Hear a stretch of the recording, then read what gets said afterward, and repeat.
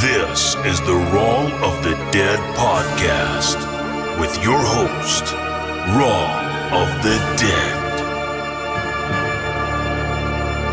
Hello, my name is Lee Purtle, Artistic Director for the Lee Purtle Ballet Company, home of the Zombie Ballet. Tickets are on sale now for our upcoming show, Sweet Sorrow, a Zombie Ballet, on October 19th and 20th at the Lanterman Auditorium in La Cañada, California. Our sequel to the Romeo and Juliet story will be clawing its way out of the crypt after 2 years of eerie slumber. Buy your tickets now at balletforeveryone.com. That's BALLETFOREVERYONE.com. Don't miss this Halloween treat. Now tomorrow's only going to be 98. So I'm debating. I'm still thinking about it. So it's really rough right now. Yeah, and I'm going to introduce you guys real quick. Yeah. We got Gabby and Alondra from Creaturas. Is it Creaturas Art Zine? What is it? Criaturas. Oh, Criaturas. Yeah, it's in okay, Spanish, so it's Spanish. yeah. Criaturas. Are you guys Spanish? I'm Mexican, yeah. You're Mexican? And are you Mexican? I'm actually half Mexican, Yeah. Oh, okay. I'm Mexican, Peruvian. Irish. Yeah. But I still pronounce things in English for because I've been here for so long. Yeah, I say it white. It's not the way that it's supposed to be Alondra. You Same know, with like everybody calls me Rawl. Yeah. But it's really Raul. Raul, yeah. That makes Nadja, sense. don't chew on that. Ma'am. Ma'am. Excuse me, ma'am. Oh my gosh. This is what I deal with my co-host. Yeah. She's chewing on my cord. This is your Andy Richter. Yeah, my Andy Richter. Nadja, come here. Let's go. Come on. She's like, I have to make sure it's working. Yeah. It's working. Don't worry, Nadja. It's working. She's making sure the lights are all good. Yeah.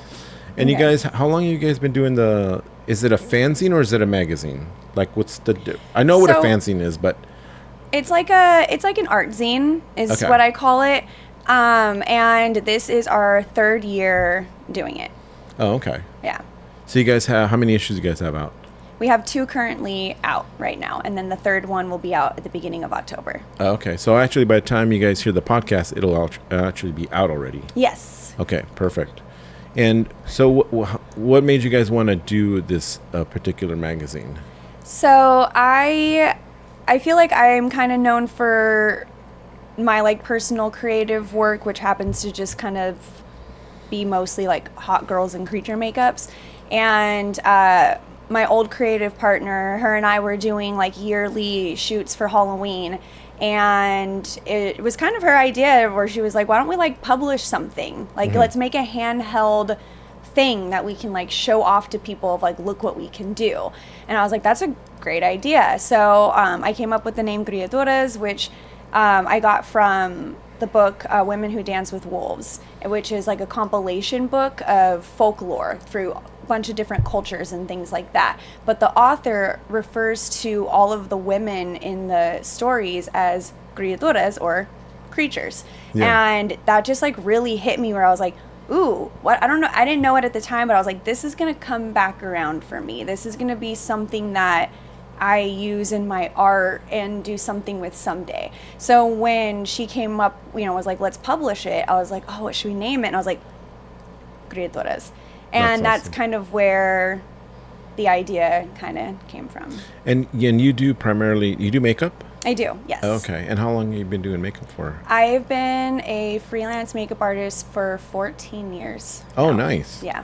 What made you want to start doing makeup? Well, I was always like a little weird punk kid, and makeup was a way of of expression. Like, it wasn't necessarily something I was doing to like look pretty or to look good. Yeah. It was just part of the punk aesthetic for me at the time. And it wasn't until I got into high school where one of my childhood best friends, her mom, would actually do my hair and makeup for homecoming and prom.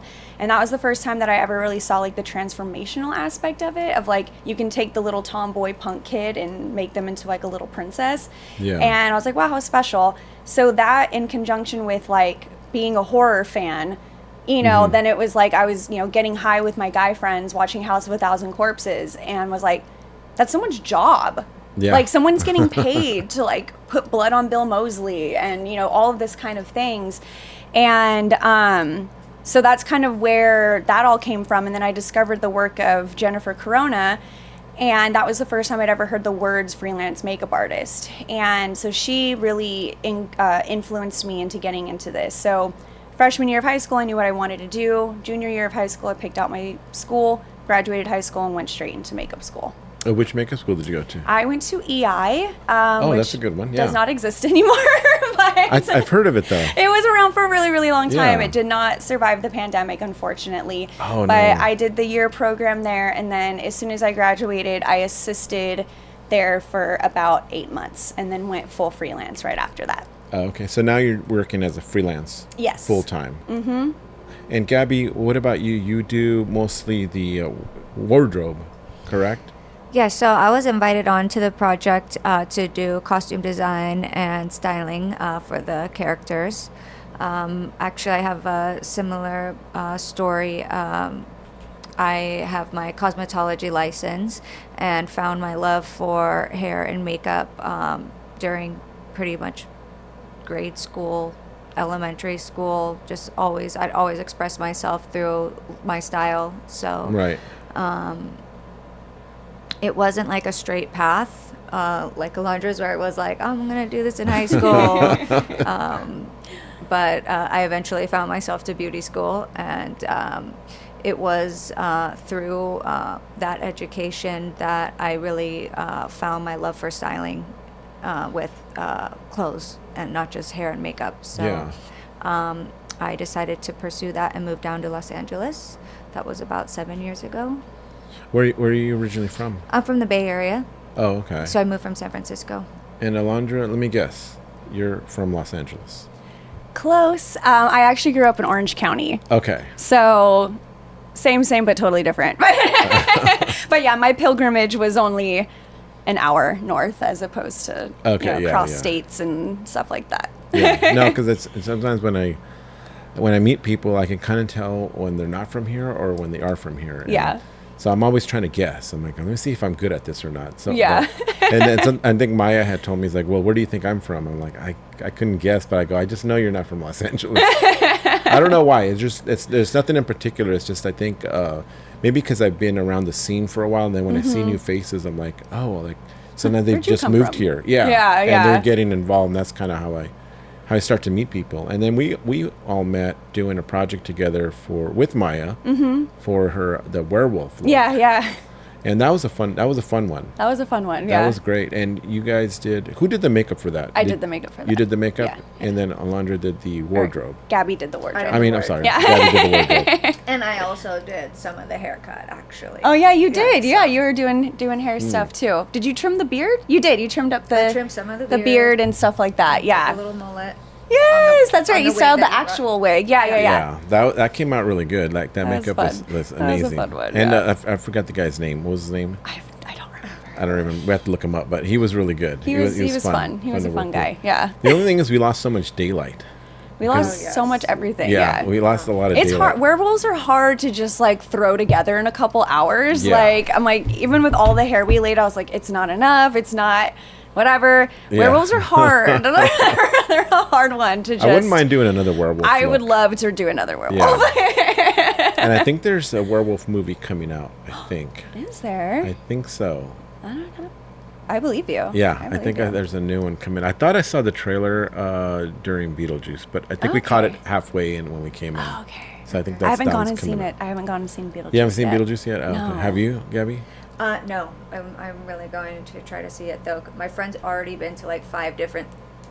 My friend's already been to 5 different theaters to collect all the swag. So Oh, really? yeah, they Wow. have like special popcorn buckets, blankets, cups. I didn't see any of that when I went to go see it. We were looking for it, but they didn't have anything. They didn't even have like, all they had was a poster. Like they didn't even have like a display where you could take a picture Oh. with the Beetlejuice. Yeah.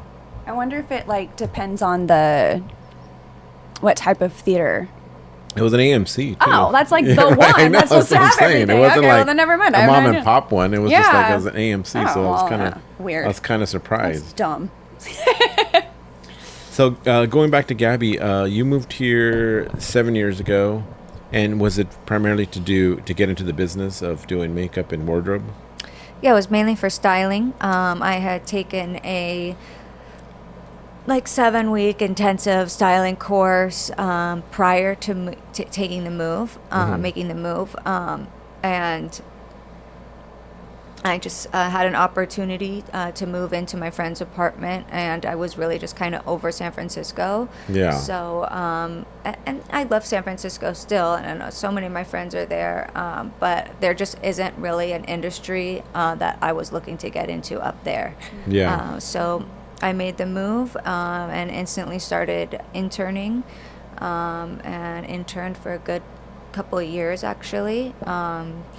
And haven't looked back since. That's good. And you've worked on a lot of projects since you've been here? I have, yeah. It's always like a uphill, downhill flow of you're on a project and it's a really intense, hands-on, but then things just die down for a bit, and then.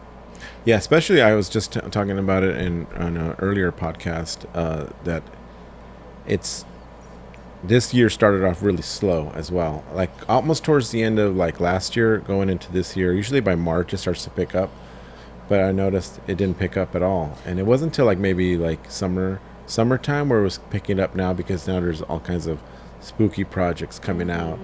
There's more events that I'm working at, and so going towards the end of the year, it seems like I'll be okay. Because I do this now full time, I do photography full time. And you guys do this full time as well? Yeah. So there's no other job you go to? Yeah. No. Yeah. So same, I'm in the same boat. So when things dry, people think freelancing and doing all that, you must be raking in the money, but it's not like that. We're all struggling still. Yeah. Well, what's crazy is it's when the industry shut down, people are like, well, just go get another job. And it's I don't think people understand how much money we actually do make when we are working. When I'm working, I am making good money. I don't, when I leave the house, I am making a good amount of money. It's the consistency part that's hard to keep. So telling someone oh, just go get another job if your industry is shut down, and it's but I'm not going to be making that same money. Our glass ceiling doesn't exist in this industry. It's there's makeup artists that can go out and do a do and go for the Oscars and make $10,000-$15,000. So don't tell me to just go pick another job, because it's not gonna have that opportunity for me. So it's people no. What we do makes money. It's just the consistency of it that gets really, really scary. No, yeah, I think when I was working at the studio, everyone I worked with there that were in production, they're in the same boat. It wasn't guaranteed. Yeah, they make good money. They're making $55 to more an hour. Yeah. But it's just for that run of that show. Let's say it's a TV show and they have it for 2 years. After those 2 years, they might cancel the show, or even during the pandemic, there was a couple of shows that just started up and they immediately just didn't bring them back because of the pandemic. Yeah. And then they're all out of jobs, and so. It's just hard because you have to be networking all the time with people, having them bring you along for the next project. You know what I mean?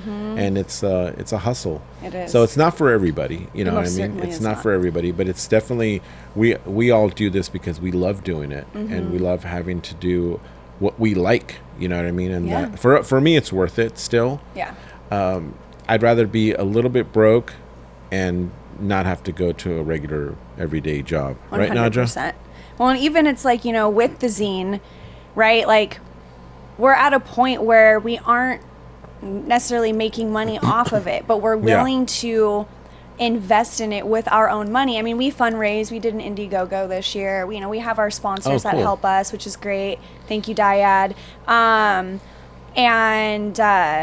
But it's worth it to us to invest hundreds and thousands of dollars, not hundreds of thousands, but $100, thousands of dollars into this, because how often do you get to actually hand pick your team and make something that you want without the limitations of a producer, of a director, without being rushed by an AD? Yeah. That just doesn't happen. So, and I think that when the industry is down, we have to remind ourselves of why we got into this in the first place. And it's because we love making art. And I feel like it can get so hard working on film sets, TV sets, even photo shoots, where you're just kind of a cog in a machine for somebody else's vision. And you might be getting paid well, and you might have had a voice in the production meetings, but at the end of the day, you're still helping someone else's dream come alive, which is great. Teamwork is fantastic. But what I think is cool about what we do is we get to bring a group of people together. Everyone like kind of has say like it is a collaborative effort, and then we get to make the art that we want to make under the time limitations that we give ourselves. And yeah, we just get to like have fun and make badass art with our friends. And it's been really cool to be able to do that in times of slowness and stillness in our industry. Yeah, totally. I did a magazine as well called Rawl, the Dead magazine, but I just put it to sleep a few months ago because I realized I couldn't do all the projects plus a podcast, and then there's a movie that I'm working on later this year, and I just realized like if I want to get an issue out in October, it's not going to happen. Yeah, it's hard. It's hard. It was hard to get that last issue out, and especially if you want it to look correct. Like I could rush through it, but I felt like the last one, I put a lot of time and effort into it, and I even just didn't even do interviews for that one. It was just strictly just the work that I've done, and still it was like a lot of work, and then very little payoff because I didn't really like. She's on your Red Bull there. Naja's trying to drink some Red Bull. I didn't really want to continue doing it if it wasn't gonna like sell, you know what I mean? Yeah. So. Hi, Naja. We got our little Naja, come here. co-host. I think she's like just out of frame, so everyone's like, "Who are they even talking to?" You can hear her because of the rubbing up microphone. against the Yeah, mic. she's Over here, babies. Come here, Naja. She wants to be. She wants to know about the Okay, conversation that's fine. too. You can be a part of it. Yeah, You can be a so part of it. I know how hard it is to do the magazine, and you guys Yeah. are doing that through Blurb as well. Yeah, so the past 2 years we have sold exclusively on Blurb. This year, I think we're going to have other options as well. We're going to try to be carried in some local stores. I know Foxblood is interested in carrying us at their Melrose store and at the Salem store. So that's really, really exciting. We might publish on, I believe it's called Ingram. Is that what I said it was called? I don't remember.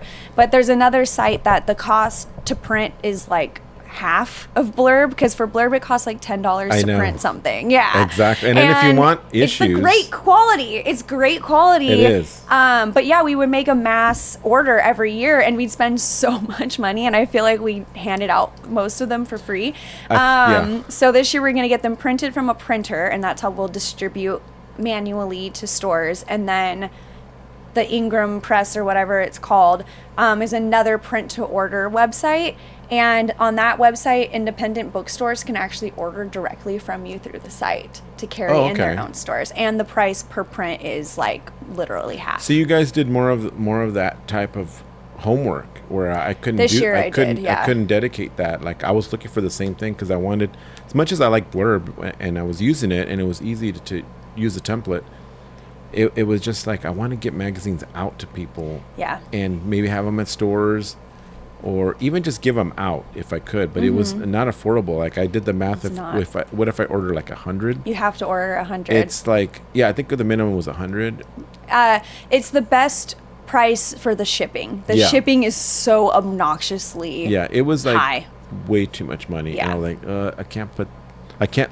Basically, I'm losing money. Yeah, that's kind Basically, of I'm losing money. Yeah. how it was for us. Because, yeah, we wanted to make bulk orders every year to pass out, and then it was just too much. It's perfect for the consumer to just go and buy it. Yeah. It's perfect for that. But, yeah, the bulk orders. That's why I was like, this year we'll go to a printer. Yes, so that means we might have different versions that look slightly different, because Yeah. no two prints are going to be the No, same. exactly. But I don't I think it's worth it. Like, Yeah. And who does yeah. the photography for your? What is the concept of the magazine, and who photographs You want most to of talk it for about you? our concept for this year? Yeah, the concept for this magazine Yeah. in particular, the new Okay. issue. Yeah, so this year the concept is the intergalactic underground. So it's inspired by the underground music scene in our setting is space. Nice. And yeah, it's just inspired by all the little creatures that you see in the music scene. And we have like we've got like our psychedelic warrior, like trippy She's a drug dealer. drug dealer, Drug dealer. raver, reptile raver. And then we've got our like freaky subterranean, like mutant, ethereal, like witchy Like heroin characters. chic-esque Yeah. kind of monsters. Um, Then yeah, so basically so it's just like the characters of the underbelly of the nighttime world. We're both. I mean, I'm not going to say that I'm super in the underground scene of LA, but we met at a warehouse that we party at, and we met there actually doing a photo shoot at the warehouse. Okay. Through like our party art friends. And when it was time to shoot the very first edition, her and I were literally at a party at a warehouse, and I was like, hey, do you want to do this? So it's evolved to now. And so this year we were like, let's take like the coolest corner of this intergalactic city and the characters that you would see out. So yeah, we have our psychedelic drug dealer chameleon. We have our subterranean mutant twins that are coming out of the ground, getting ready to party. We have like our little Chicana alien who's in a classic car. And we have like our club performer stripper character who we found my friend Bryn. She's a contortionist, so she was perfect for it. And then who are we missing? Oh yes, and then VIP. Miranda was like, she's the girl in VIP. She's too cool. She's just hanging out by herself. And so those were like our characters. So this year's like very much an ode to the underground. That's awesome. Did you guys bring a copy or no? You know what? Oh my God. Well, we don't have it printed. This year's isn't printed. Okay. We're It's designing coming it this out. month, but I literally meant to grab the other two and bring them. I probably have one in my car. Do you? We might Well, have no. to If, do that. if not, but if anything, we'll just put it up on the screen here. Yeah. Like a I meant to screenshot bring of it, them. and we'll show it right here Yeah. at this moment. yes, we have two editions. The first edition, did something go out? Just my blue light. It's all right. Our first edition was kind of an homage to classic horror characters. So we had like Frankenbabe, who was very like Sally from Nightmare Before Christmas meets like Frankie Stein from Monster High. We Okay. had a hair metal spider who was very like in a purple fur bodysuit that you made. Faux fur. She was in a faux fur bodysuit with chains, and actually Vika, the photographer, and I made this like. Well, I don't know. I feel like Vico mainly made it. Yeah. It was like this huge spider web made out of chains for the set Oh, wow. design, Which is so like cool. an homage to like the Lita Ford cover from like the 80s where she's like in front of like a Yeah, metal I remember spider that. web. Yeah. Yeah. So that was like the inspiration for that one. And then we had our alien that did lasso work. So she was like an alien cowgirl. And we had a slime creature. And we had a vampire that was an aerialist. So she was in like a crescent moon hoop as a vampire. Nice. And then last year was deities and mythological creatures, where we had So we had our version of Medusa, which was really exciting because we were able to get Vampire Chinese, who won the Boulet Brothers Dragula series last year. So that was a really cool placement for us. Oh, that's awesome. Yeah. she was so rad. So we had a Medusa, we had our own version of like Gaia that we called Vita.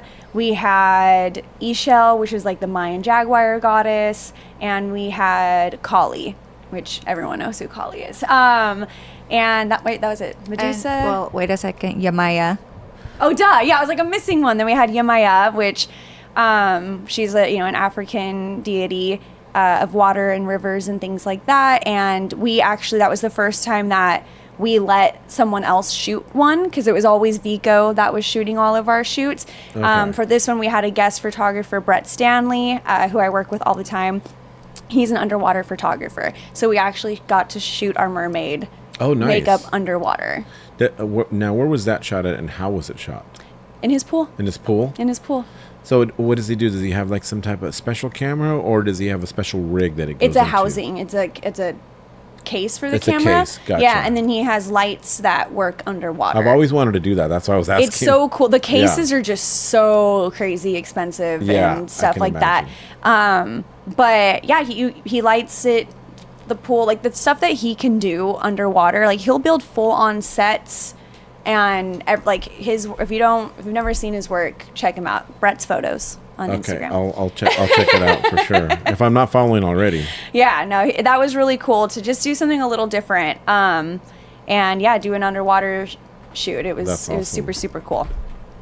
I'm getting excited. Yeah, the underwater shoot was it's started to be like the most challenging for me for the wardrobe, because when we're mood boarding and conceptualizing all the looks, like you think it's gonna go one way, and like I gather so many inspo pics that I'm like, oh, I love this, I want to do pearls, I want to do strands of pearls, I want to have all these elements, and then you're like, oh shoot, it's gonna be underwater, so like none of that's gonna work, like it's gonna work, but in a different way, where it's all gonna be floating and it's gonna be really hard to control. Yeah. And even also talking to our model, who was like she is an actual professional mermaid. That's what her job is. Yeah. And she was, brutally honest with me, and was like, shut down all my ideas, and was like, yeah, that's beautiful, but it's not going to work. So I actually worked on that look for a long time, because I was troubleshooting a lot. And I'm really glad that I did, because I ended up using this material called Warbla, and creating something, these like breastplates and custom jewelry and custom nails and crown. And I don't think I would have got that result if I hadn't talked to the model and had that brutal, honest feedback. So that was a really cool one, and just such a challenge to work underwater, like with the makeup, with everything, and hair. Like you have no control over what the water does. That would be very challenging. Like I wouldn't know how to do it. Like I'd have to be like something that I'd like to experience for sure, but just to get just to get some knowledge of it. And then you guys got to experience it a little bit more. Yeah, it's a lot of fun. And like even, trying to make things that would stay under the water, things want to float, some things want to sink. And like you think you have control because you're in a pool as opposed to like the ocean, but you don't. It's a whole other world. Like even you have to change the way that you do makeup. Like it's a totally different world under there, but it's worth it. And we're lucky to have a photographer that was so knowledgeable about it, and a model like that's so knowledgeable about it. I think that's important. Quinn was amazing. Shout out to Quinn. We love you. She was a fantastic model. And yeah, the fact that she was a professional mermaid, she was able to give us insight on things that we literally just didn't know anything And this was on your second issue? That was the second issue, okay. Yeah. So 2023. 2023, okay. And that one's available now? Yes, those are both on Blurb, which you can find that link on our Instagram. We'll put all that on the show notes and at the end of the show as well. But yeah, that's awesome. You guys got to do all that stuff, and And are you guys are you doing any of the events coming up, like Monster Palooza? We don't have like booths, or we're not to the point where we like have booths anywhere. Yeah. What we did last year was we walked around Son of Palooza with just copies and just kind of gave them out to people. I was like, oh, maybe we'll sell some. No, I just ended up getting excited and just handing them out to people anyway. We visited our sponsors, like Mortal Masks is one of our sponsors. Thank you, George. We appreciate you. He's helped us out last year and this year. So, made sure we went and visited him and gave him a copy and things like that, and just tried to network with other people that were making publications. Yeah.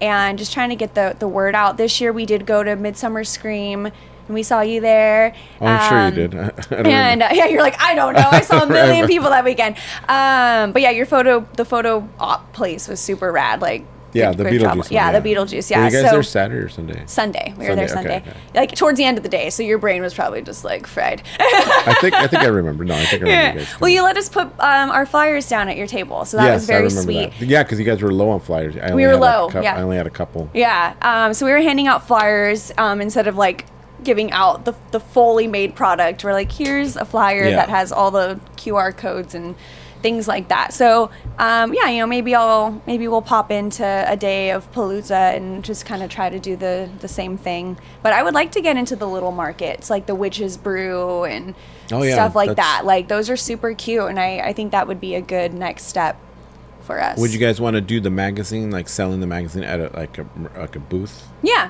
that'd be Okay. cute. I think that would be cute. or maybe doing like a makeup demo? I feel like I could do both. Yeah, I like, think that would be great. yeah, Gabby can be slinging copies while I'm making a little creature. That would be awesome. Yeah. Yeah, I think actually by the time this podcast airs, Monster Palooza has already probably happened, or it's Okay. about to, because this is dropping sometime in October. Perfect. But yeah, Yeah, that's October. I think 13 or no 12. 14, somewhere around the 15, somewhere 11. around there. Yeah, It's 11, 12, 13. yeah, Because I it's think the you're day right. after our. So we're doing like a launch party on October 10th. Okay, where's that going to be At Culture Vulture. Oh, okay, that's Yeah. right there, right in Burbank. Yeah, and that's why I was like, oh, it's the night before Sundapalooza Yeah, starts. yeah. So everyone's already gonna be in Burbank. That's true. Anyway, so I was like, all right, let's sneak on in. Maybe I'll to try the to make that one. festivities. Yeah, we haven't announced it yet, so we're. Oh, I think I know. We I teased think it. I think I'm doing something that night already. though. Okay, that's I think fair. that's what it was. Yeah. Okay. Yeah. I just remember October's so busy. It's so insane. busy. It's insane busy. Yeah. It's so busy. It is so busy, but that's good for all of us because It is. it keeps us working, and It then does. because by the time November comes, there's not going to be much to do. Yeah, I know. November's when I get to rest a little bit, and then I Yeah. jump into Grinchmas. So Grinchmas at Universal Studios. Oh, okay. Yeah. Do you work at Universal? Yes, I do the makeup. I'm on the makeup team for Oh, Grinchmas. nice. I've had that job since 2012. Oh, nice. Okay, cool. So Yeah. at least you get busy for the holidays. Yes, I've got a full-time job during Christmas, which Yeah. is really, really cool. What about Gabby? What are you doing after November? Yeah, what are your plans? Well, I'm actually heading to London next week, so I'm going to be going out to London Fashion Week out there. Oh, nice. And then I'll be going to Paris. And Oh, nice. pretty much when I get back will be October. We'll have our art show. Yeah. Hoping that all this creative work brings some clients in, some Yeah, what is that the goal with besides wanting to do the magazine, is the goal also to like show the work that you guys both do and Yes. and bring in more clients to work with? yeah, I'd say the goal is to definitely create a picture of what our ideal client would look like. Yeah. So like if, for me speaking, like if I could have a client where I can come up with a costume design, a custom costume design, and work with an artist like Alondra to come up with a custom paint and prosthetic and tell a story through that would be an ideal client for me. Yeah. So I feel like we're troubleshooting all that right now, so that like when those clients do roll in, like we have the kinks worked out and we know exactly how to handle it. Yeah. Well, I feel like that kind of happened for you. We did the first edition, and then you got like the NYX, the Knicks job, and I felt like it really happened for you like pretty quickly. Talk about the jobs with Knicks. Yeah. So yeah, I've been doing costume design for NYX Cosmetics the past couple of years. I'm assisting in styling and assisting in costume design. So I'm not totally the lead, but I assist my dear friend Sebastian Hull, who's amazing. And pretty much, yeah, after our first Creaturas, I was invited onto his project to do their Halloween campaign, 2022 Halloween campaign, where I was leading in the drawings for the costume design, and then last year as well, I was leading in the illustrations and. That's amazing. Yeah, so That's- and see, they're kind of an ideal client because they really go hard for Halloween. No, yeah, and that's all because of what you guys did together, creating the magazine. You know what I mean? Yeah, pretty much. Yeah. Yeah, because you hadn't, or at least you had told me, maybe I'm remembering incorrectly, but this was kind of like one of the first projects that you like really made a lot of wardrobe and costuming for, as opposed to just pulling and styling. And the stuff that she made, like the first issue, like I feel like you bought accessories and bought some clothes, but you made a lot of that wardrobe. And even last year, like busting out the Warbler, like she was making so much stuff that I was like, oh my God, I didn't even know like you could do that. Like that's so cool. And so it's been really awesome to watch that whole like thing evolve for her, and just like she'll just show up to set with like the coolest shit I've ever seen. That's awesome. And then this year, I feel like you pulled a lot more things and collaborated with a lot of really, really cool local LA designers. I'm gonna talk about the designers you worked with this year. Yeah, so I've been definitely using the platform as a way for me to practice my costume design and design skills. So that's been really cool. Using different mediums, sewing, sculpting with Warbler and clay, using heat guns to form with the Warbler, pattern design, all of that. So I've always been really passionate about fashion design, but I never went to school for it. I ended up going into cosmetology. I think I would probably do really well in like a fashion design school in that setting. But again, yeah, moving to Los Angeles, pursuing styling. Like styling and costume design do go hand in hand, but you kind of, you have to focus on both at the same time, but it's really easy. Some stylists aren't costume designers at all. They would never pick up a needle and thread. They would never ever try to make anything. They would strictly go to a designer to source from them. Whereas like I'm very hands-on. If I can't get something that I want, I'll just make it, and I'm really comfortable and happy doing that. This year I was definitely trying to go more of the styling route and not just rely on myself to make everything. And there's so many amazing designers out there. We ended up using all local LA designers for this issue, so that was amazing. We worked with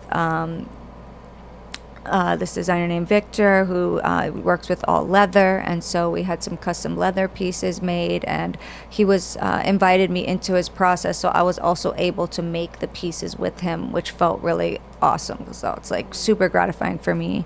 Then we also worked with this brand, Freak City LA, who I was able to turn in a fashion illustration, and they were able to produce a custom look from my drawing, which is amazing. Yeah, it's like to be able to like give somebody your drawing, and then you get like the physical thing back. You're like, oh my God, this is amazing.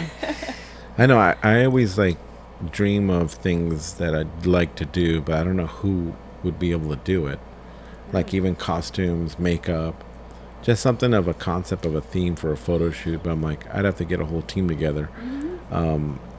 So that's great that you're able to like create your own stuff and be able to just get it going, And then working with people has definitely helped get experience as well. You know what I mean? So that's awesome. What's for the magazine, going back to the magazine, what is your, not that you have to pick a favorite, but what is the more fun one that you guys did in this last issue? Which one was it? Because I saw something on your Instagram that you did with the satin puppets. Yeah. I think the I have a satin feeling puppets. that's going to be everybody's favorite. I liked it Yeah. because they both do like amazing work Gosh, they are the as coolest. musicians, as models. Yeah. They're Artists. kind of step into everything. I've even bought one of their candles I have up there. Yeah, they gifted me a candle. They were Yeah. so I would love to talk about the satin puppets for a minute. Go ahead. I love all my babies. I love all my babies equally. I really, really do. Each one of them is a representative of different parts of my personality and psyche and whatever. The satin puppets though, that was just next level. Like, also, that's the first time we've ever made like an actually creepy. Oh no, hold It's on. okay. Let me start that okay. over. That was the first time that we actually really made a creepy character for this project. Everything else has been more hot girls, which is Right. what I want. Like, I like making these like hot but still very badass and strong characters, and they are still that. They're still like hot in their own like creepy way. But it was the first time that we ever went like full creepy. I want you to feel slightly uncomfortable looking at this, and we had put out a casting notice that we were looking for twins. We actually wanted twins for the VIP cool girl character. We wanted like two like really like voluptuous like Latinas or something like that. And I was like, we want twins, and I didn't really specify the body type. And a couple people wrote back, they're like, the satin puppets. I'm like, that is the exact opposite vibe that we're looking for this character. And I was like, and they have such a big following, and you know, we pay our models. We do pay them, which I think is really special about what we do. That's great, yeah. And I was like, we don't have the money to pay for these girls. Like, their following is just so massive and everything like that. And two different friends had reached out. I think Maya was one of them, and the other one was Dre Renee. And before I could even respond, Dre messaged me back. I think it was Dre or one of them reached out and was like, they're down, hit them up. Oh, And I was okay. like, what do you mean? And I like went to Gabby and I was like, okay, so they're not the VIP girls. They're not that character. I was like, but we do have this subterranean mutant. We'd already had that planned out. Right. And I was like, well, why don't we just make that a twin character? Because we had already talked about, like, we've never done two models at one time. So I was like, let's do the twins, you know? And they were just so down. They had such a good attitude. They were so sweet. And we actually got them done so fast. Yeah. They're the only shoot that had like 2 complete looks that got shot. We usually only shoot 1 look. Yeah. Because these makeups take 5 to 7 hours. Oh, yeah, easily. You know? Yeah. And because their paint job was a little more simple, we busted them out like pretty quick. And I stacked my team. And it was the first time that I had let other people do makeup without me touching it. Like, I did both of their faces, but one of them I didn't even do the body paint or apply the prosthetics or like anything like that. So I had 2 teams of 3 artists and then like a floating PA assistant. And so because of that, like we really knocked it out, and they're so cool. And I had even asked them like the night before, like, hey, if it's okay, I'd love to get some videos of you singing in the makeups. And they literally rehearsed like 3 or 4 songs and recorded That's all great. of them. Wow. Like, they were like, yeah, let's do another one. They set up their little tripod, and you know, we're Yeah. all sitting there. Like, I cried. I was just like, this is the coolest thing I've ever That's seen. amazing. And fuck yeah, that one just turned out so cool. And whenever I show that to people, they're like, that's them, you know? And I think like Yeah. that's the coolest compliment that I get from almost, like, literally almost everyone that we work with, is they go like, oh, this is my final form. And it's funny how putting somebody into a creature and making them look different can actually make them feel seen. Like, it's interesting. Like, you're totally like, sometimes you're like, they don't even look recognizable, but they're like, oh, this is my final form. Like, this is how I feel I should look like on the inside. And I'm like, that's rad. Perfect. That's great. And that's totally how the twins felt. How was your like experience with the twins and making their outfits and stuff? The twins are amazing. And we, like Alondra said, we actually got 2 looks out of that, which was really cool because Victor and I worked so long on those custom leather pieces, and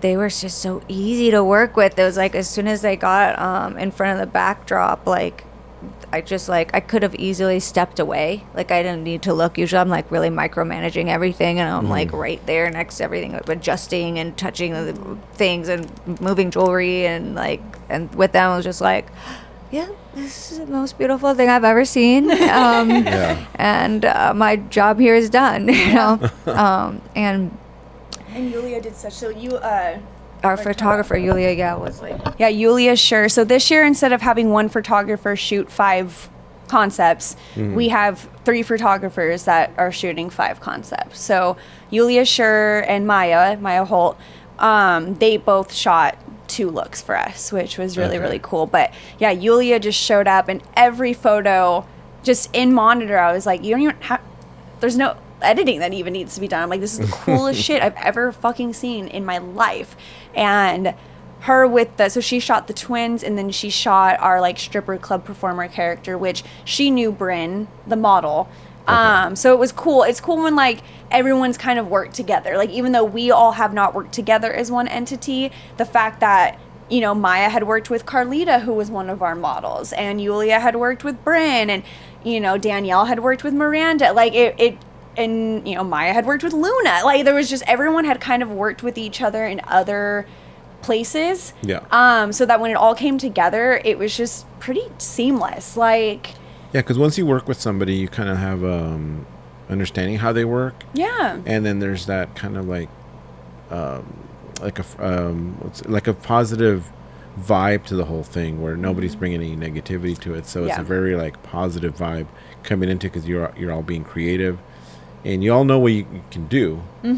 So it makes the project even more fun. Yeah. You know what I mean? It elevates it. Yeah, and we're really lucky that, you know, all our models, you know, are, you know, very, you know, easy to work with, and most of them have left, I felt, feeling really good about what we've created.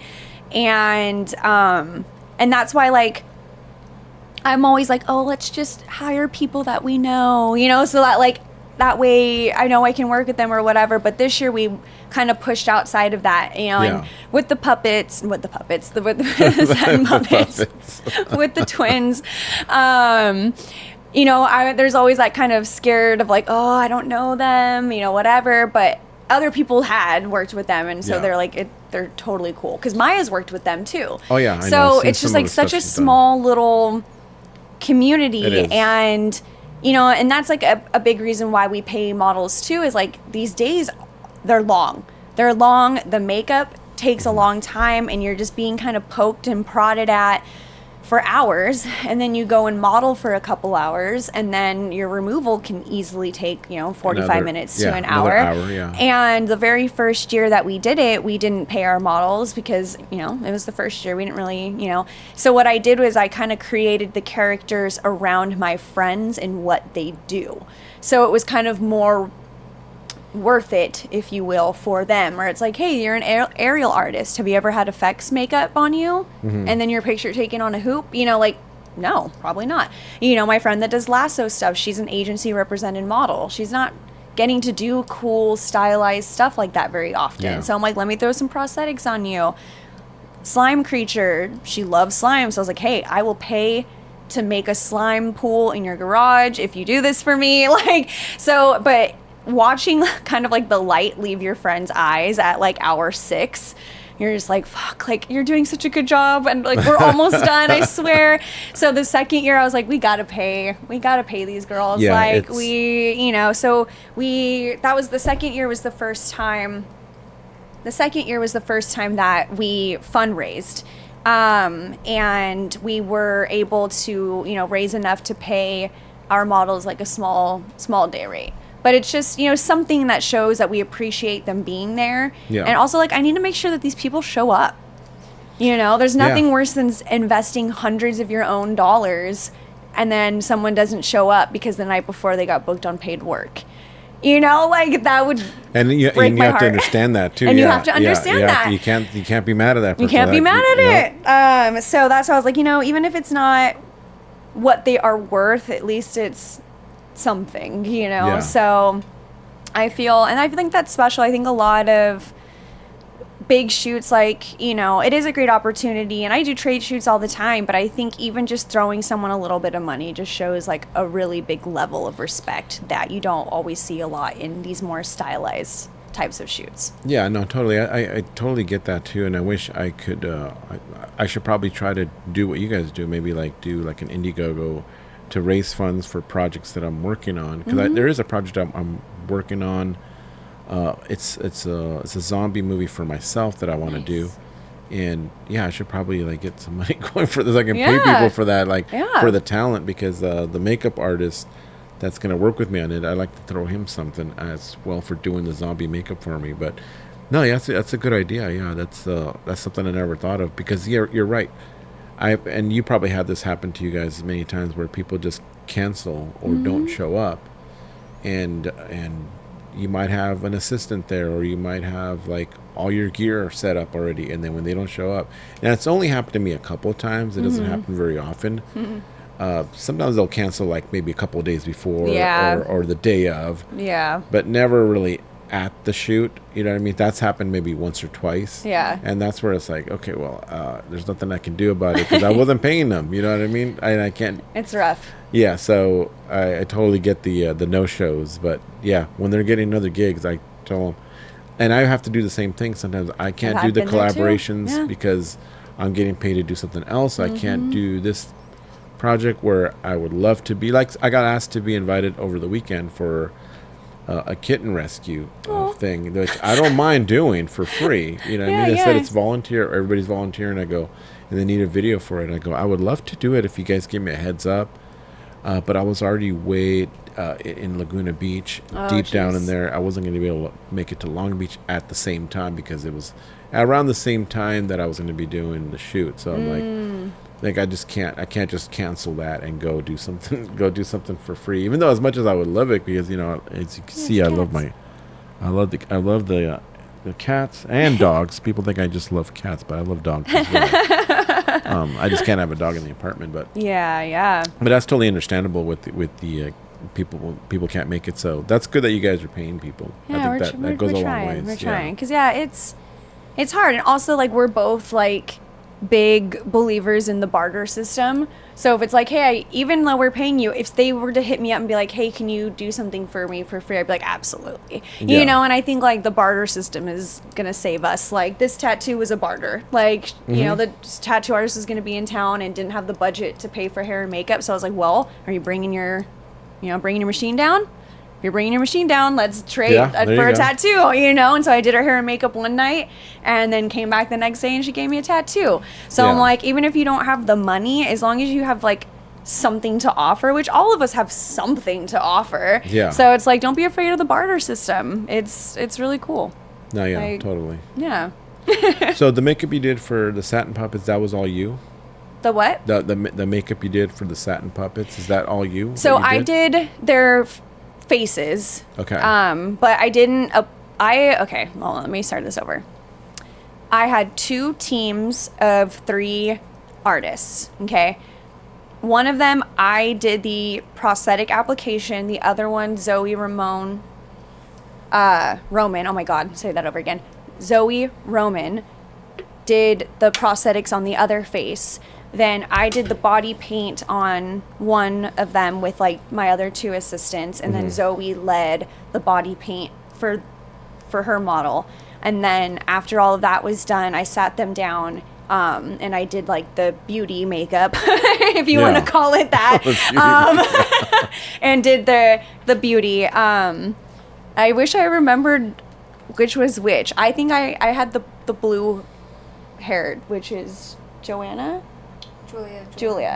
Okay. Yeah. I'm like, they look the same. Yeah. But, I know. I'm like, don't put that in there. But so I split it up and did like divide some of the workload on that one. Okay. But then when it came to their face, because when it comes to the face, that's my That's my territory. No one Okay. else is allowed to really do the beauty makeup on them. Okay. So that was all me on that one. For Luna, our like Chicana alien character, I let Zoe help me with like, you know, the super sharp like chola eyeliner and like the really thin brows. And so we kind of collaborated a little bit on that one. But for the most part, like I have assistants that help me apply the prosthetics and I have them help me with the body paint. And then I usually do the beauty makeup all by myself. Nice. And then how many hours was it to do like that particular makeup? Was that six hours to do that? I think the twins were more of like a 5. Okay. They were like one of the lesser timed ones. The one that took the most time was our like psychedelic drug dealer character, played by Carlita. That makeup took like 7.5 hours. Wow. Because they were in full body airbrushed scales. Yeah, because I remember even when we did the werewolf one, we were waiting on you guys, but I know you guys had to happen. It wasn't nothing wrong with that. It's just because you guys had started way early. Yeah, laying hair is a pain in the ass. I know. I don't like it, but I was like, oh, you know what? Let's make a fun werewolf, and it just takes so long. But it takes time, and I think that's so long to apply I think hair. I'm beginning to realize that the makeup. I always think, oh, it's gonna take a couple hours maybe, but it's like it depends what it is It too. depends on what it is. When I had makeup done on myself for my own photo shoot, that took 2 hours, and that was just a light zombie makeup just on my face only, and I think a little bit on my hands. Yeah. But nothing full. So if it was like a full body, I think that would have taken probably all day. Yeah, it could. It Yeah, definitely. And you know, easily. you think back to like the original Mystique makeup, and that was, you know, on Rebecca Romaine Stamos, and that was like a 7 or 8 hour makeup That's every day. insane, yeah. You know, and that's why Jennifer Lawrence was just wearing like a green suit towards the end of the series. You know, like, but yeah, people think like, oh, you just blah, blah, blah, blah, we'll be done in an hour, and it's like, no. And then after after that makeup's done, you're like, you still have to do some work because now you got to do whatever it is, a photo shoot or a scene. Yeah. And that could take hours as well. You know, That's why I like doing the photo shoot route as opposed to, Like you know, filming. more formulated stuff. Like, yeah, like short films and stuff like that. It's just so many. I would like to do more videos. Gabby's like, we need to do more videos. We need to do more Yeah, videos. I And I'm like, think so, sure, too. like music video styles, you know, like, but I worked in film for so long, and I'm not like against it, but there is just so many more moving parts for that. Of course. Where I love being in a studio, just having control of the elements and the environment. But even when we're done with the makeup, you know, they go over to Gabby, and that could be easily another 3 or 4 hours. no, luckily not. But that could easily be another 45 to an hour because it's Okay. trying on the accessories, seeing what works, seeing what doesn't.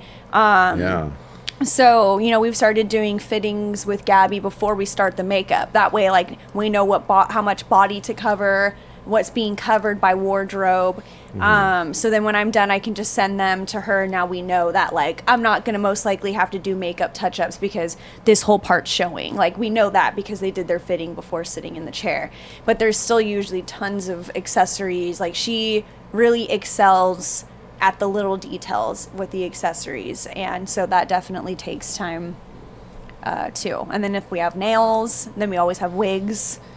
So that's another 20, 30, depending on how much needs to be done with that. Thing. So yeah, they are long days, Yeah. but I am proud of us because even on these long days, our teams and the people working with us are like really stoked to be there, which is cool because it's really hard when you have a personal project. It's hard to find people who have the same intensity and dedication to the project as you. It's not their project. Yeah. And that's why it's hard when you are doing things like unpaid or whatever, where it's like people aren't gonna care about it as much as you do. And we're really grateful and like lucky, but also not. We've worked really hard for this, but it's really grateful to have like these assistants and these PAs and these people that come and help us, and they're just like so fucking down to be there. Yeah. And they're leaving feeling good about what they did. And I get messages from the models and the other makeup artists and things like that, like just being really even grateful for us. And I see how they take that and put it into their personal work. Like one of my assistants who came and helped me on a couple shoots went out and did her own Alien shoot.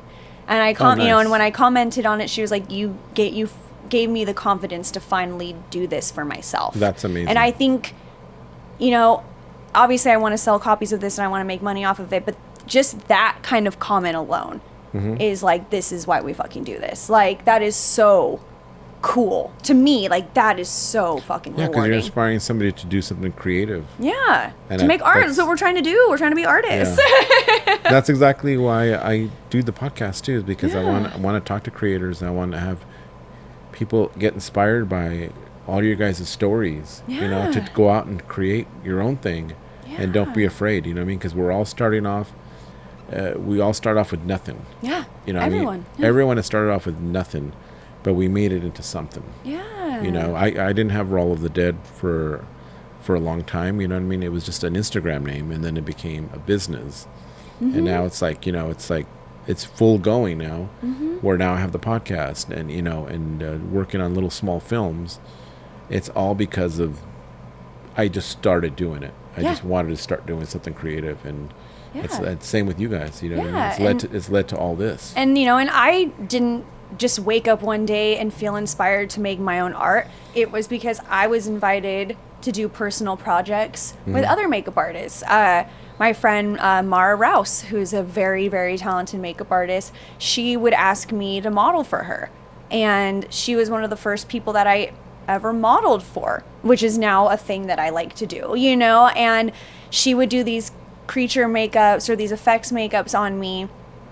And I remember she told me once where she was like, don't wait for the job that's gonna give you the opportunity to do a makeup you want to do. You have to go and do it first to show people you're capable of doing that look. So it's like, you want to make a werewolf? You have to go make the werewolf. You want to do more zombies? You have to go make zombies on your own time. Yeah. You want to do some bald caps, and you need to go do that. And so that's when I kind of started to do more of my own personal projects and shoots. And like this whole thing even started with me like, I'm going to do a 31 Days of Halloween back in 2019. And now it's developed into a full-on publication and brand. That's awesome. That's amazing. Yeah. So what are you guys' goals for the next few months, going into the next year even? Marketing. Marketing? Yeah, because we're just like, we're creatives, and we're like, we're gonna do a monster zine, and we're gonna do 5 creatures, and we have this and this, and we have put so much energy into like the process and the doing, and then once it's done, we're like, woo, that was great. But it's like we have to focus on like getting it out there, and that's Promoting a whole it. nother part. Is like Marketing, marketing, like you promoting said. it, sharing it, making it last, so it's not just an October release.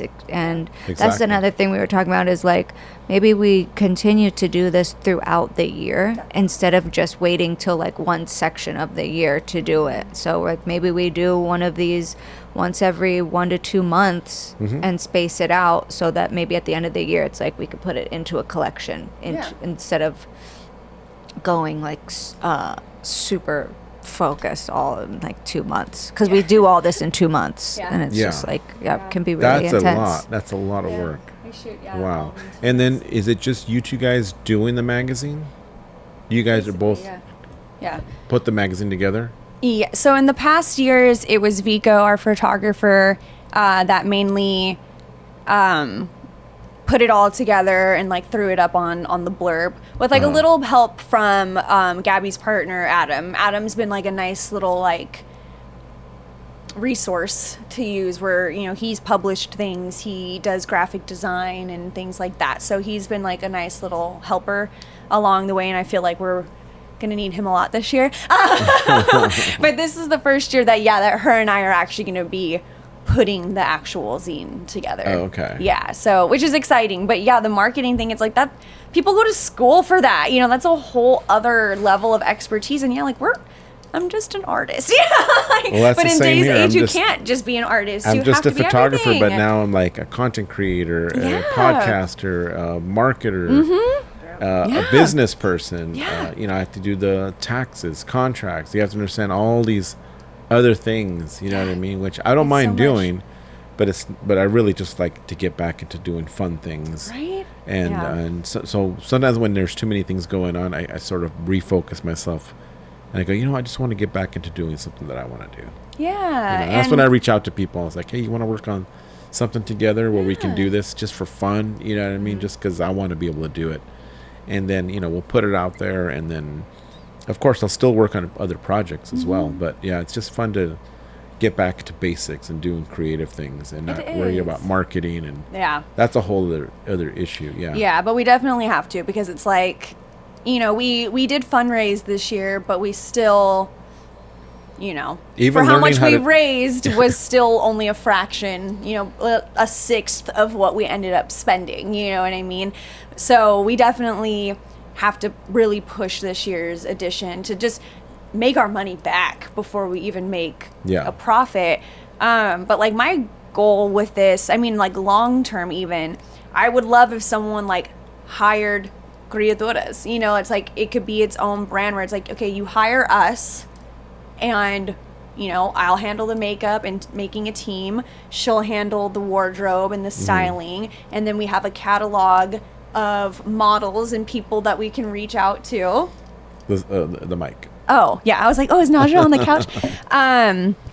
That people will hire us as an entity and know that the makeup is handled. I can assemble a team. Wardrobe is handled. Styling is handled through her. We have our directory of models, performers, photographers, and we could be a one-stop shop for all of your, and it doesn't even have to necessarily be a creature, but anything fantastical, anything editorial, anything that's just a little out of the box, we can do that for you.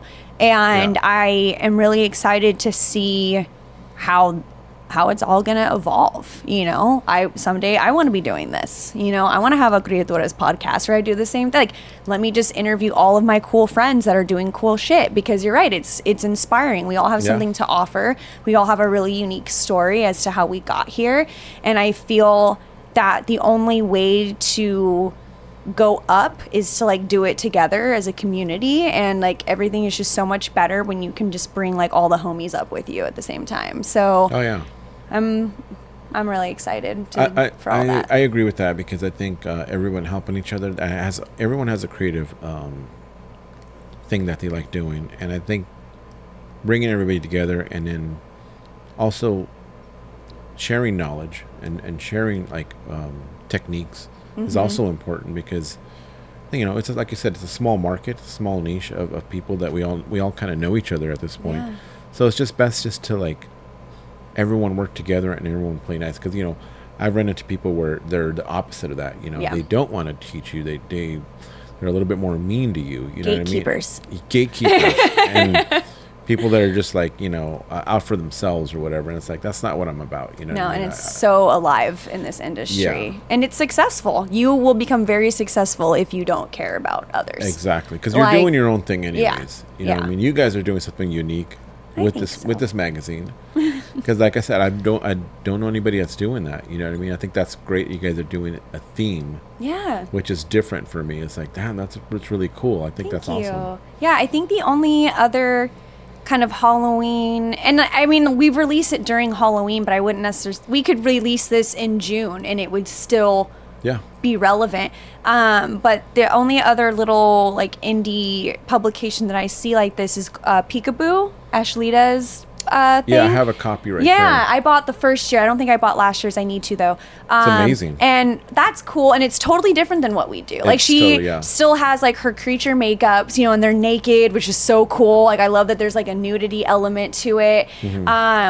And what's cool about hers is there's interviews and ads and little Roxanne does her like how to make a cool drink I saw article. that. You know, Yeah, like I was there's reading all that. these cool elements because when we started casting for the first one was right when she was like announcing hers, and a couple of our friends were like, look, there's another one. Da, da, da, da, da. I'm like, there's room for all of us. No, yeah, it's- like this doesn't have to be No. a thing, and that's why I made sure I bought the first one where I'm like, no, I'm here to support everyone who wants to do their own thing.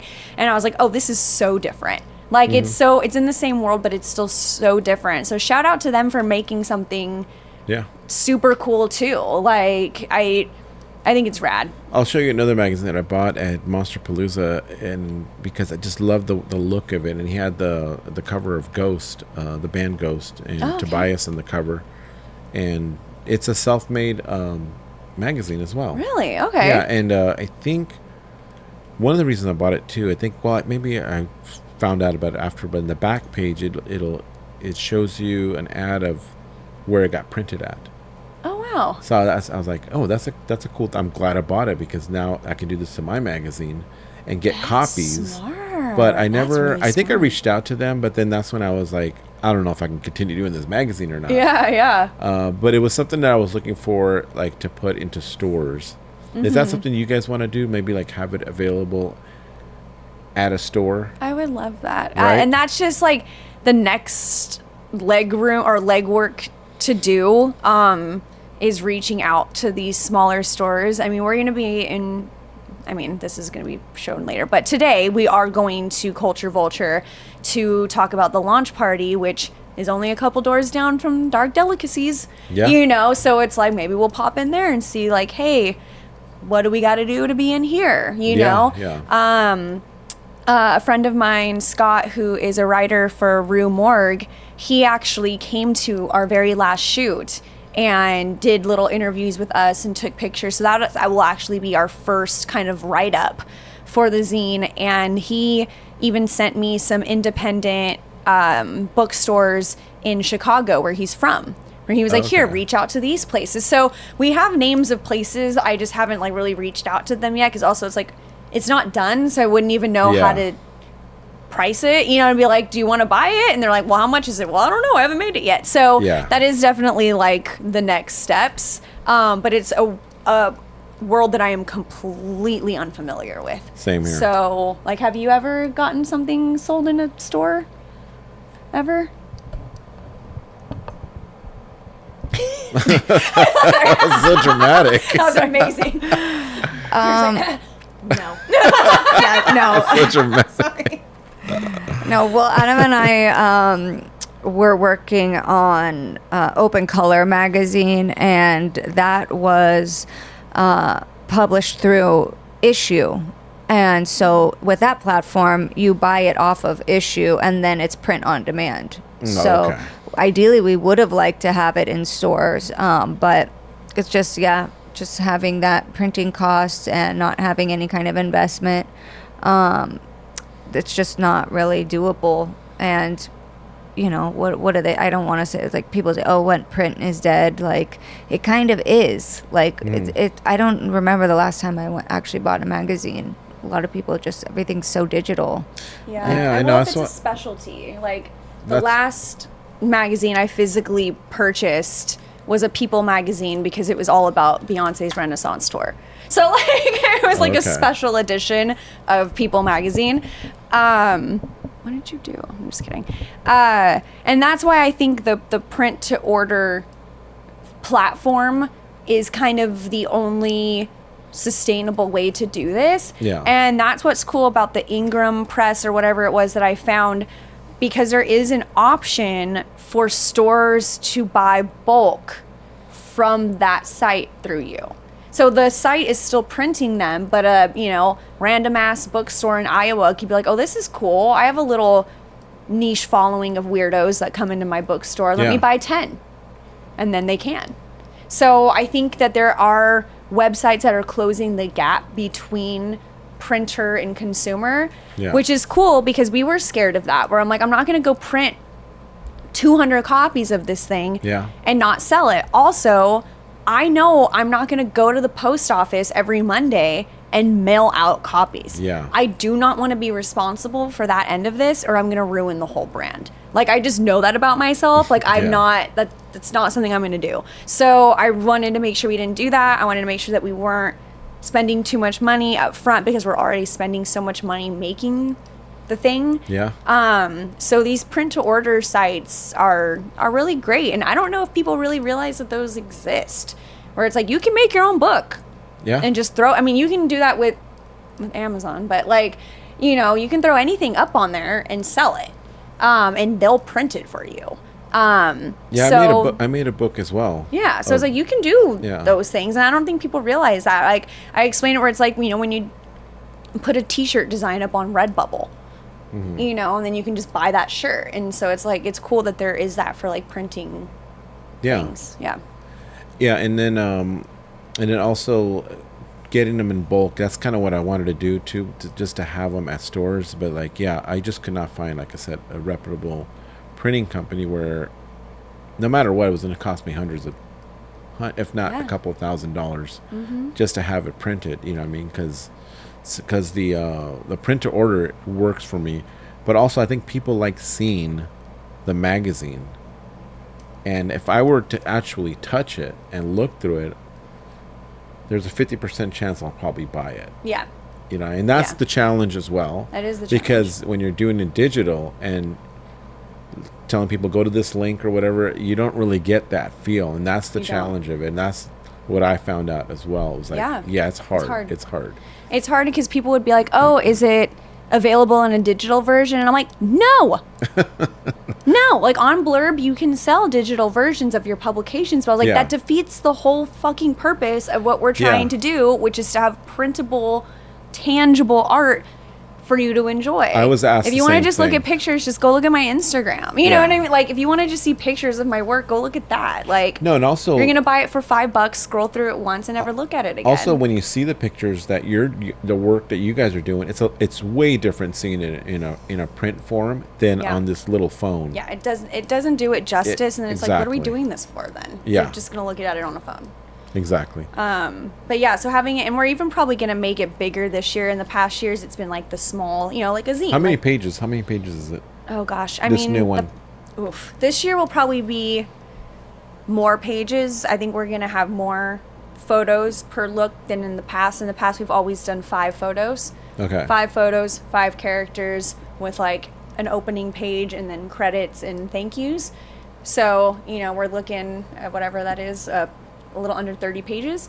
Oh, okay. It's Yeah. not too bad. I No. was actually averaging between 38 to 42 pages. Yeah. Which is a lot still. A lot, yeah. Yeah. Well, we were like tripping out, walking around Midsummer and seeing full on, why can't I think of the word? Not when a comic book is like dark, graphic novels. Graphic novels. yeah. That were being sold for $20, and Gabby picks it up, and she's like, this is like an 80-page thing with full detail illustrations, Yeah. and it's selling for $20. You know, cheap. and you're just like, oh my god, like that's so true. And people are probably like, $20. You It's know, too and it's like much. this person probably spent like 1,000 hours making this, and so it's hard, but Yeah. people put a lot of work into this stuff. Like, buy some tangible art. Yeah, because you noticed the more pages that you're putting on your magazine, the more the cost is Yeah. going up. Yep. So how much is your magazine right now available for? The first year, I think we were selling it. I think we literally sold it for $13.13, and then last year was, I think, $20, and then this year, I want to still keep it in like the 20 to 30 range. Right. And we'll have to see, you know, where we end up printing it from, where we, you know, whatever, how big it is, how many pages. But I would like to still keep it affordable. So I would say anywhere between like 20 and 30. Okay. Yeah. That's not too bad actually. Yeah, I think I was underpricing my magazine. I think I was trying to sell it for, at the most was 15. Mm-hmm. And then everyone was telling me you got to like go up more. I'm like, well, I don't want to like sell it for that much though. Like, I wasn't even caring about making money for it. I just wanted people to have it. Yeah. So Yeah. I think I was only making $2 or $3 profits from it because it was like I think 12 to print, 15 to gosh, yeah. sell. You're not making a lot of money. No. And so yeah, going to the $25, $30 range kind of makes a little more sense because you want to double your profit if you can. You know what I mean? Yeah. But yeah, no, it's I totally support you guys doing this. So Thank you. I commend you guys. Keep it up. Thanks. Don't give up because you guys have a good concept going for this. Thank you. I So, think so give too. out your Instagrams and a website if you have one or anything of where people can buy this magazine. Creaturas. Yeah. You want to say your... Gabby Lovazano, Game Crusher presents. And I'm Alondra Xine. And yeah, Alondra Xine on all social media platforms. The zine is for Instagram is creaturas.zine. And then on there you can find like the blurb link because I don't think it's just like blurb.com/creaturas. No. You know, it's like Yeah. a bunch of other jumbled stuff. I do own creaturazzine.com. It's not really like up yet. I mean, I guess at this time, by the time people see it, it will be. Yeah. Right now, we just kind of have a launch page where we're taking email addresses and things like that so that when we announce the release date, when we finally like do the big announcement of the launch party, we'll be able to email people. But Perfect. And I'll Yeah. put all that stuff in the show notes Perfect. here as well so Yeah. people can follow you guys. And yeah, I want to thank you guys both for coming on and thanks for making the having trip out here. us. It's hot in LA right now. Good. I'm so And I'm sorry. glad you guys came down and we talked and hopefully we can do some more projects together in the I would future. love that. Yeah, You have right? to come to the. Oh no, you're already doing something the night of the rep or the launch party. Yes, I am. I Fine. know. I I'm know. just kidding. But I do want to get your magazine. So I Yes! totally want to support you guys. Oh yay! So- Thank you. All right. Well, we'll talk to you guys later and go ahead and follow Gabby and Alondra. And yeah, we'll talk to you guys later. Bye. Bye. Bye. Thank you guys. Thank you guys for doing Hey guys, I'm happy to announce that we have a sponsor for today's episode, and that is Happy Haunts. If you are into the Haunted Mansion at Disneyland, then look no further than Happy Haunts Clothing, your go-to for all Haunted Mansion-inspired alternative fashion. So whether you're a fan of the dark side of Disney or just love a ghostly good time, their unique apparel will make sure you're the best dressed ghost at any Haunted Mansion. So be sure to follow them on Instagram at Happy Haunts Clothing for all the latest drops. Don't miss your chance to awaken the spirits. Visit their website, happyhaunts.com today.